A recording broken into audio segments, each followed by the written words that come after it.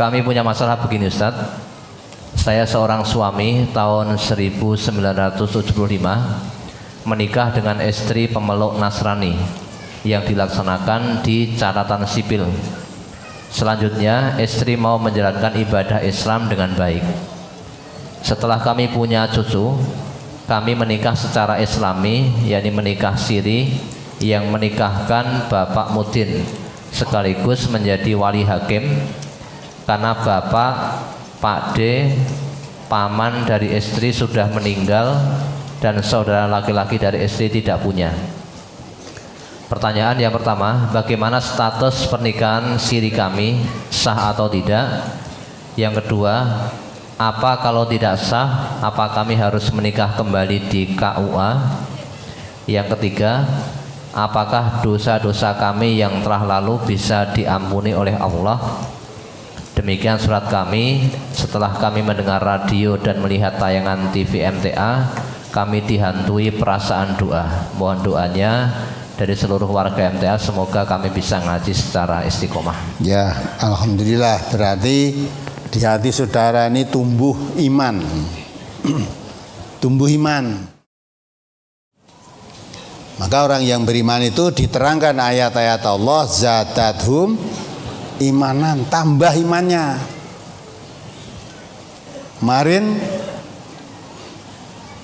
tidak nikah sampai punya anak, orang nikah tenang-tenang saja. Di catatan sipil kan tidak nikah. Orang Islam nikah dengan orang non-Islam. KUA tidak mau menikahkan. Lain agama tidak mau menikahkan. Lah mestinya karena tidak mau menikahkan, ya tidak jadi nikah harusnya. Tetapi karena sama-sama cinta, ya surah nikah rapowo goneng catatan sipil. Di catatan sipil itu tidak dinikahkan, karena dilegalkan perzinaan itu.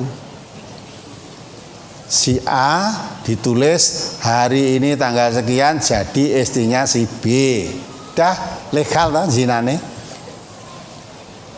Jadi orang-orang yang sudah mau kemana-mana, oh kui bojone, sebetulnya bukan bojone itu. Kalau Islam itu namanya sah suami istri kalau terjadi ijab dan qabul, dinikahkan. Dan orang Islam nikahnya harus secara Islam. Maka itu tidak nikah ya wis, bareng wis di anak, wis di putu mau. Belum ya? Sudah punya cucu kan? Sudah punya cucu. Ya. Terus nganti dadi simbah, wis katok no sing zina. Baru setelah dengar radio dihantui dosa, berarti sah enggak ya? Untuk mengatasi perzinaan tadi terus nempuh nikah siri. Kalau Bapak nanyakan nikah siri, saya akan tanya, nikah siri yang Bapak lakukan gimana? Nikah siri iki piye? Apa ya dinikahke? Ya. Apa mung diumumke nek cara desane neng desa itu istilah orang nikah siri, istilahnya nikah sego kumpul. Jadi masak-masak, terus nyuguhi ngundangi tanggane, terus ngumumke bahwa si A dan si B sekarang udah jadi suami istri, kayak gitu ya. Istilah sego kumpul. Ora dinikahke ya, mengumumke tok. Nah, maka itulah. Kalau kemarin karena tidak tahu, mudah-mudahan Allah mengampuni dosanya. Dibaca surat An-Nisa ya, ayat 17 itu.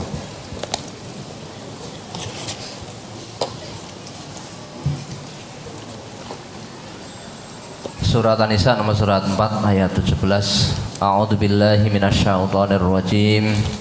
Innamat taubatu 'alallahi lilladzina ya'maluna as-su'a bijahalatin summa yatubuna min qarib faulaika yatubullahu 'alaihim wa kana Allahu 'aliman hakima. Sesungguhnya taubat di sisi Allah hanyalah taubat bagi orang-orang yang mengerjakan kejahatan lantaran kejahilan, yang kemudian mereka bertaubat dengan segera. Maka mereka itulah yang diterima Allah taubatnya, dan Allah Maha mengetahui lagi Maha bijaksana. Ya, ya ada. Ada notnya enggak itu? Tidak ada. Ada. Nah, dibaca. Maksudnya ialah yang dimaksud dengan lantaran kejahilan, orang yang berbuat maksiat dengan tidak mengetahui bahwa perbuatan itu adalah maksiat kecuali jika dipikirkan terlebih dahulu. 2. Orang yang durhaka kepada Allah baik dengan sengaja atau tidak. 3. Orang yang melakukan kejahatan karena kurang kesadaran lantaran sangat marah atau karena dorongan hawa nafsu. Ya, itu yang ketiga itu bang kurang pas. Ya, yang ketiga tadi loh, kurang pas. Karena memang semua perbuatan kejahatan ini mesti dorongan hawa nafsu. Marah atau tidak marah mesti dorongan hawa nafsu. Karena di dalam ayat Al-Quran menerangkan bahwa inna nafsa la ammaratum bisu. Hawa nafsu itu selalu mendorong manusia kepada yang jelek, yang jahat. Ya. Jadi ayat itu Allah menjelaskan orang yang melakukan perbuatan dosa, apapun dosanya itu, apa zina, apa ngerampok, apa semacam-macam kejahatan. Kalau dilakukan itu karena kebodohannya, karena tidak mengerti. Lah setelah dia mengerti, langsung bertobat. Maka bertobat dengan segera tadi maksudnya setelah saya tahu bahwa pernikahan saya ini tidak sah karena belum nikah. Nah, segera bertobat, segera diakhiri perbuatan itu, terus mengiringi perbuatan dosanya itu dengan banyak kebaikan-kebaikan. Maka untuk lebih jelas gambarannya, tadi coba dibaca surat Az-Zumar 53. Ini tak jelaskan lagi karena ada pertanyaan itu supaya jelas. Cara bertobatnya bagaimana? Surat Az-Zumar ayat nomor surat 39 ayat 53. Qul ya ibadiyalladzina asrafu ala anfusihim la taqnatu mir rahmatillah innallaha yaghfirudz dzunuba jami'a innahu huwal ghafurur rahim. Katakanlah hai hamba-hambaku yang melampaui batas terhadap diri mereka sendiri, janganlah kamu berputus asa dari rahmat Allah. Sesungguhnya Allah mengampuni dosa-dosa semuanya. Sesungguhnya dialah yang maha pengampun lagi maha penyayang. Ya kan? Hai hamba-hambaku yang telah berlumuran dosa karena melampaui batas apa yang dilarang oleh Allah terhadap dirinya sendiri. La taqnatu mir rahmatillah. Jangan putus asa dari rahmat Allah. Ya. Jangan putus asa. Innallaha yaghfiru dzunuba jami'an. Allah akan mengampuni semua dosa-dosamu, semua. Tidak satu, dua, semua dosa-dosamu yang telah kamu lakukan karena kebodohannya tadi, karena tidak tahunya tadi. Innallaha wal ghafurur rahim. Allah Maha Pengampun lagi Maha Penyayang. Ya, jadi kalau orang sudah terlanjur berbuat dosa, apa ngapusi, apa mencuri, apa ngerampok, atau korupsi, apa zina atau membunuh orang karena kebodohannya, tidak tahu. Setelah tahu sadar, jangan putus asa. Seperti ada riwayat orang membunuh 99 orang, masih ingat gak itu? Setelah membunuh orang, dihantui dosa, 99 orang dibunuh. Akhirnya tanya pada orang yang dianggap tahu, dia cerita saya sudah membunuh 99 orang, bagaimana kalau saya bertobat, caranya bagaimana? Yang diberitahu itu kaget, membunuh satu orang aja dosa besar apalagi 99 orang. Maka seperti kamu sudah tidak ada jalan untuk tobat. Bunuh sekali orang yang ditanya tadi, jadi genap 100. Tapi setelah membunuh 100 orang apa lebih tenang? Tidak. Fitrah, hati nuraninya terganggu juga. Akhirnya tanya, Ketemu orang lagi yang orang alim, tanya, dah sudah membunuh 100 orang, bertobat apa ada jalan itu? Ya, tunjukkan jalan. Jangan putus asa kamu dari rahmat Allah. Jalannya kamu pindah ke tempat sana. Tinggalkan lingkungan jahatmu itu lingkungan. Karena dia di mana dia tempat tinggal itu lingkungannya lingkungan penjahat semua. Kamu masuk di kampung itu, ketemu di sana, ya. Ulamanya yang ada di sana orang-orang baik, kamu hidup tinggal di situ. Tobat. Nah, maka cara tobatnya seperti ini. Allah mengatakan, ya ibadiyalladzina asyraku ala anfusikum.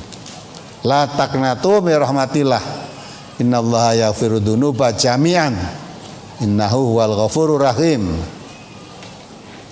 Ya. Nah, dalam hal ini supaya kita tidak putus asa dari rahmat Allah. Karena Allah memerintahkan untuk bertobat. Itu kalau kamu tidak mengetahui, ya, supaya segera bertobat. Cara segera bertobat. Dan ayatnya ada lagi disebut dalam surat Az-Zumar yang saya baca tadi. Ayat 3, sekarang kamu baca surat Al-An'am ayat 54.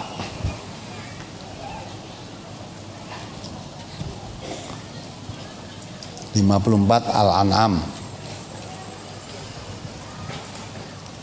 Surat Al-An'am nomor surat 6 ayat 54. Wa idza ja'aka alladziina yu'minuuna bi ayatina faqul salamun 'alaikum kataba rabbukum 'ala nafsihi rahmah annahu man 'amila minkum su'an bi jahalatin tsumma taba min ba'dihi wa aslaha fa annahu ghafurur rahim. Sama toh dengan surat Al-Baqarah 17 An-Nisa 17 tadi, hampir sama. Coba dibaca. Apabila orang-orang yang beriman kepada ayat-ayat kami itu datang kepadamu, maka katakanlah salamun alaikum. Tuhanmu telah menetapkan atas dirinya kasih sayang, yaitu bahwasanya barang siapa yang berbuat kejahatan di antara kamu lantaran kejahilan, kemudian ia bertaubat setelah mengerjakannya dan mengadakan perbaikan, maka sesungguhnya Allah Maha Pengampun lagi Maha Penyayang. Ya kan? Jadi Allah Maha kasih sayang. Ya. Kataba rabbukum ala anfusihi rahmah. Situ Allah menetapkan kasih sayang pada dirinya, yaitu kasih sayang. Bentuk kasih sayang Allah itu antara lain annahu man amila minkum su'an. Ya, barang siapa di antara kamu melakukan suatu kejahatan atau kejelekan bijahalatin, karena tidak tahunya, karena kebodohannya, summa taba mim ba'dihi, kemudian bertobat sesudah itu, wa aslaha, dan memperbaiki diri, beramal soleh, fa annahu ghafurur rahim, Allah Maha Pengampun lagi Maha Penyayang. Jadi orang yang berbuat jahat, berbuat dosa, apapun yang dilakukan karena saat itu tidak tahu, setelah mengetahui segera bertobat. Terus diiringi perbuatan-perbuatan jelek tadi dengan kebaikan-kebaikan, Allah mengampuni semua dosa-dosanya. Nah, cara bertobat dalam surat Az-Zumar 53 tadi, terus dibaca 54-nya.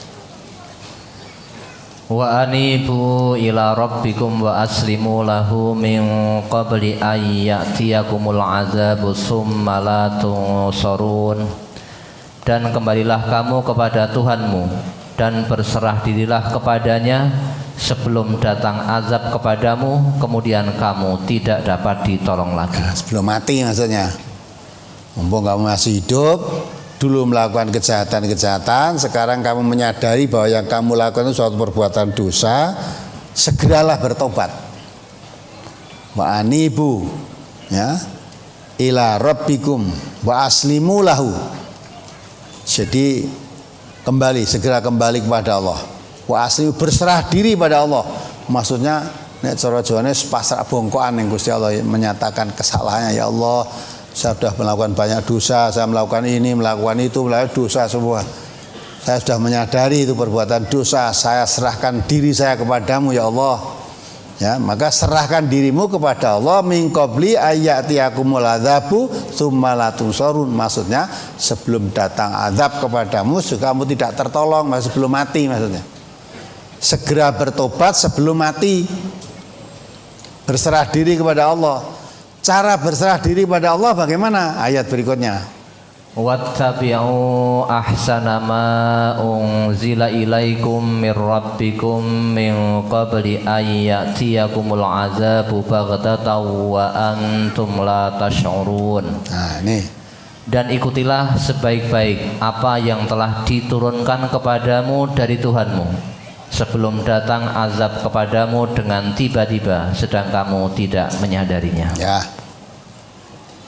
Wattabi'u ma ahsana ma unzila ilaikum.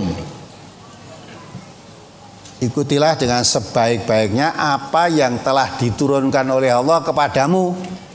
Yang diturunkan Allah kepadamu apa? Allah menurunkan apa kepada kita? Al-Quran. Jadi maksudnya cara berserah diri itu segera kamu mengikuti apa yang diturunkan oleh Allah, maksudnya Al-Quran sebaik-baiknya. Ikuti sebaik-baiknya sebelum datang kepadamu azab yang secara tiba-tiba dan kamu tidak menyadari. Jangan ditunda-tunda. Saya akan bertobat, arep melu ngaji, arep ngamal ke hasil ngajinya ya. Besok kalau saya sudah kaya, atau mungkin setahun lagi, atau tak tutup nih sedilong kas. Kamu nggak ngerti kalau nanti datang ya apa itu ayyatiyakumul azaba baghtatan. Baghtatan artinya tiba-tiba ya. Datangan kematian itu tiba-tiba, kadang tidak disadari ya. Maka kalau sudah tahu kesalahannya dia kan jangan ditunda besok pagi. Apa kita tahu kalau besok pagi masih hidup? Kan nggak tahu kan? Apa tahu kita besok pagi masih hidup? Ada suatu riwayat, lalu saja ada seorang imbah, lalu saja ngantarkan anaknya cucunya apa anaknya olahraga, ngantarkan olahraga, olahraganya renang. Ya, diantarkan ke renang. Jangan antarkan ya melu terenang. Padahal renangi marai sehat. Bareng ngantarkan renang, ada yang cerita begitu ya. Terus sampai di rumah, ya aku kerokno sedeloe, dikeroki langsung mati. Tuh, barenang mulih kon ngeroki terus mati coba. Apa ngira nek aku engko barenang mati? Datangnya kematian itu baghtatan, secara tiba-tiba. Nah, itu semua kan. Maka kalau sudah menyadari salah, keliru, jangan ditunda-tunda, segera datang azab yang datangnya itu tidak disangka-sangka, secara tiba-tiba datang. Nah, maka dari itulah cara bertobat, menyesali, terus mengikuti apa yang diturunkan oleh Allah, mengikuti Al-Quran ini sebaik-baiknya. Ya, jadi jangan ada dosa malah Quran dikaji malah dimusuhi. Ya, mestinya kamu mengikuti Quran dengan sebaik-baiknya. Ojo malah memusuhi orang yang ngaji Quran. Nerake Quran, Quran untuk judi aku. Untuk zina aku kok. Nah, catatan sipil misalnya sudah ikut, nanti duwe putu tenang-tenang, wah bareng ngaji aku dadi gelisah, ngerti ya nggak ini orang ngaji. Ya gawanan nganti sak mati nih. Harusnya kalau orang yang beriman bersyukur, alhamdulillah saya masih di kesempatan hidup, diberi kesempatan bertobat bahwa yang saya lakukan ini salah. Yang selama ini tenang-tenang saja seolah-olah tidak ada apa-apa, wong dicatat wisan. Ternyata cara Islam begitu tuh belum disebut nikah. Nah, bertobat. Ada sekarang apa yang harus dilakukan? Ikuti Quran sebaik-baiknya. Kalau mesti Al-Quran, kalau suami istri, namanya suami istri harus diawali dengan ijab dan qabul dengan nikah. Ya. Lah kalau tadi sudah mau nikahkan siapa? Nikah kau bapaknya sudah mati dan sebagainya. Andai kata bapakmu masih hidup, kalau bapakmu juga bukan Islam, tidak boleh menjadi wali. Nikahnya tidak boleh. Ya. Nah, kalau sudah mati, bapaknya kebetulan juga bukan Islam, datang ke kantor keurusan agama, KUA. Terangkan apa adanya. Saya dulu belum nikah, baru dicatat di catatan sipil. Tidak nikah karena saya lain agama dengan istri saya. Sekarang istri saya sudah tobat, mau masuk Islam, sekarang jadi orang Islam, tolong Pak Naib, saya dinikahkan cara Islam. Itu pasti jadi jalan keluar. Di situ akan terjadi pernikahan. Tidak usah siri-sirinan, terang-terangan baik. Itu nikah, anggere nikah kok nikah siri itu mesti ada sesuatu yang disembunyikan wong siri kok. Ya toh? Masih ngapain nikah terang-terangan. Wong Nabi itu malah nganjurkan kalau ada pernikahan supaya rame-rame walaupun sekedar memukul kendang rame-rame. Lu kendang apa? Rame-rame lah. Oh, tidak ada acara pernikahan. Jadi karena pernikahan itu ada suatu acara yang sakral. Dua jenis manusia yang tadinya saling memandang saja haram, sekarang mau apa aja halal. Itu peristiwa besar. Maka sebuah di rame-rame ke aja malah meneng-menengan. Itu tuntunan agama malah sudah dirame-rame ke. Malah ada hadis Nabi kan, tanda sahnya hubungan laki perempuan tadi kalau sudah adanya rebana. Rebana itu maksudnya musik yang dipukul pada waktu kebiasaan dilakukan pada waktu acara pernikahan. Itu menunjukkan bahwa bukan rebananya itu yang menghalalkan. Tapi maksudnya kalau pernikahan itu supaya diumumkan secara rame. Jadi contoh secara Islam itu secara rame aja meneng-menengan. Yang menengan itu masih ada sesuatu yang disembunyikan. Atau kalau meneng-menengan nanti bisa menimbulkan fitnah. Bisa menimbulkan fitnah. Nah ini penting sekali perhatikan. Maka mudah-mudahan yang tanya tadi dengan kesadaran bertobat segera ya, nikahnya jangan siri, nikah betulan datang ke KUA ya, biar diberi petunjuk di sana. Nah nanti setelah itu sudah insya Allah kalau kemarin dilakukan karena tidak tahu, insya Allah dengan begitu semua dosanya diampuni semuanya,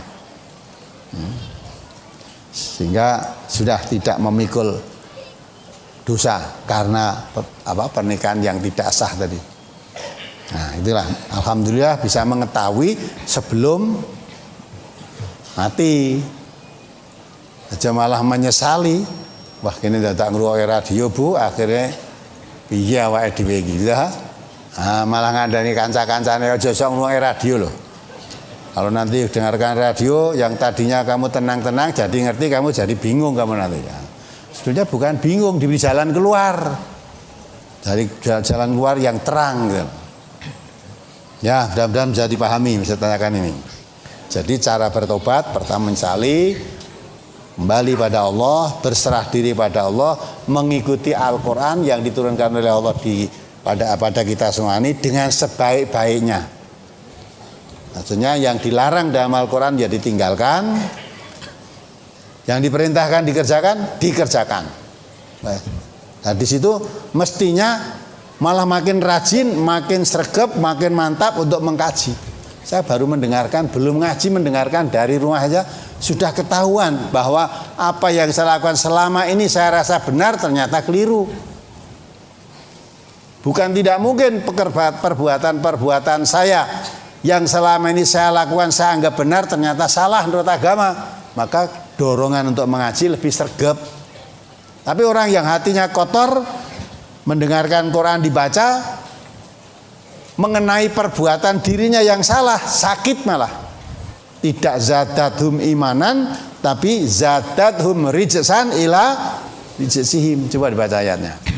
At-Taubah 125 apa 125? At-Taubah nomor 9 ayat 125. Wa ammal ladzina fi qulubihim maradun fazadathum rijsan ila rijsihim wa matu wa hum kafirun.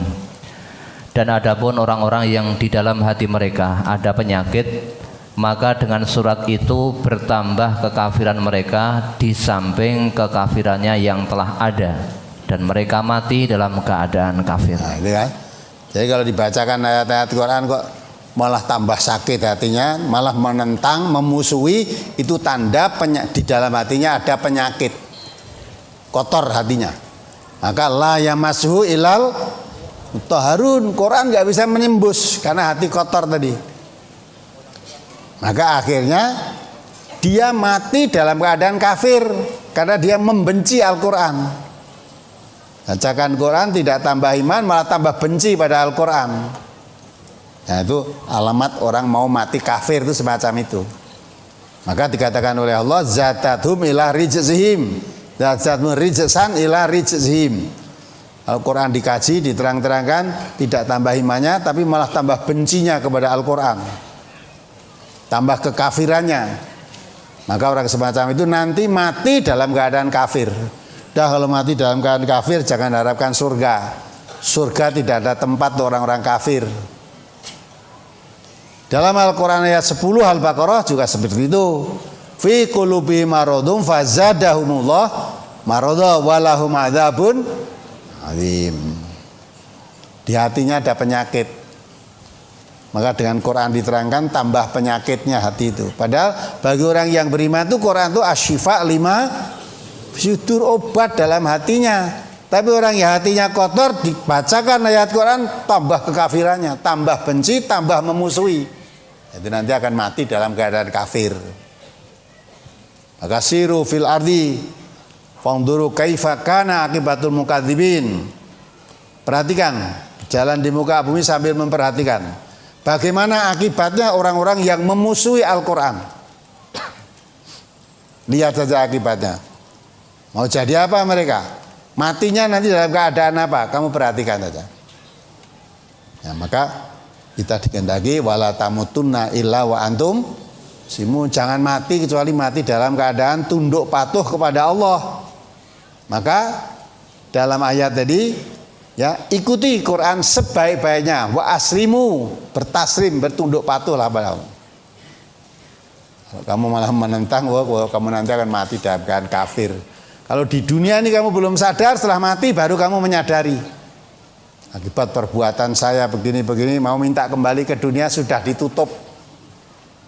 Tidak mungkin orang mati akan dikembalikan dunia lagi, tidak mungkin.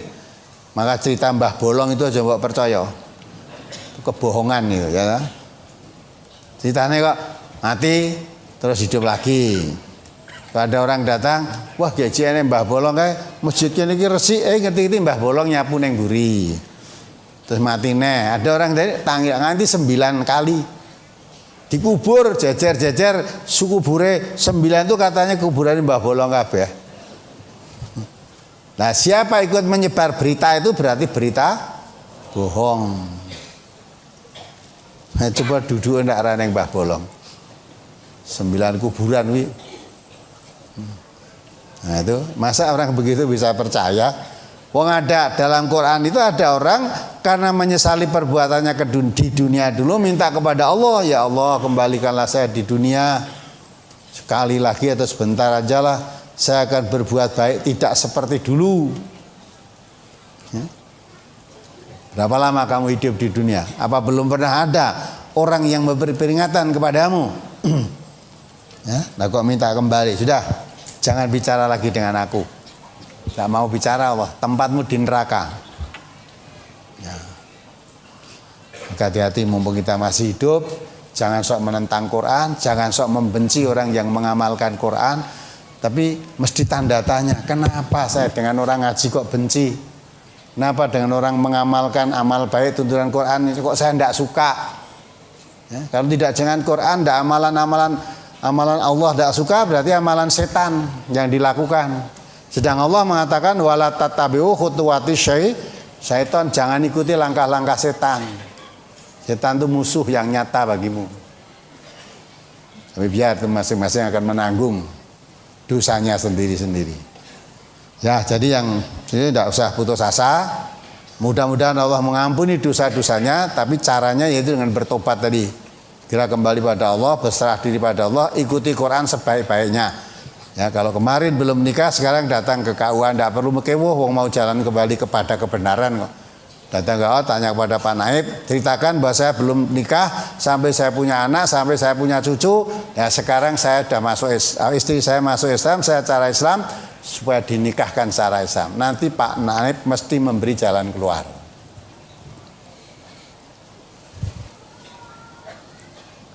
Apalagi? Ini dari pertanyaan tadi.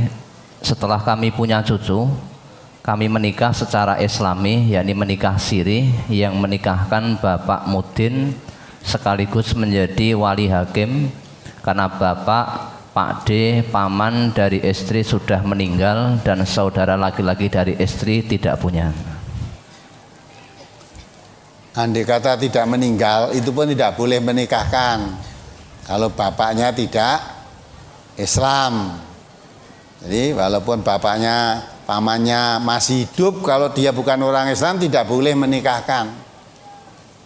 Ya, karena orang Islam tidak boleh menjadikan wali orang yang tidak Islam.